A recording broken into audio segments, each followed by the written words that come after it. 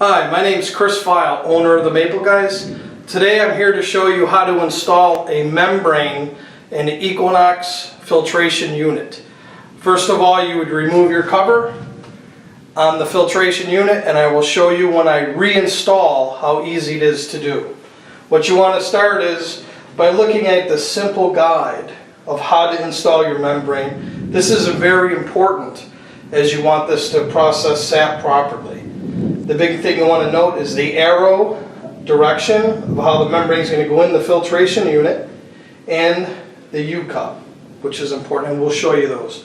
For starters, I have removed this H2O membrane from the bag that it comes with.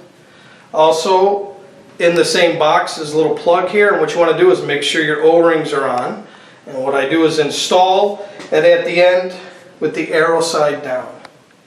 What I'll do is I'll just start putting this in the other side of the membrane, like so. And I just want to push slowly, make sure that your O-rings don't roll. And it'll go in pretty easy.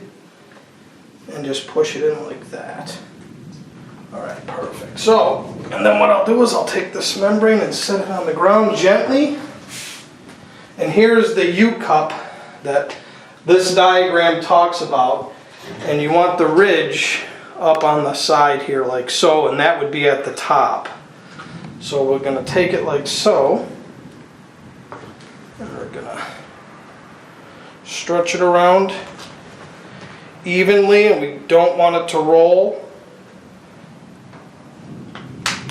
Okay, perfect.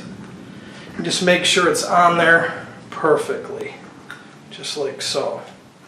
Okay, now I will lean down the filtration housing and we'll get started by installing this.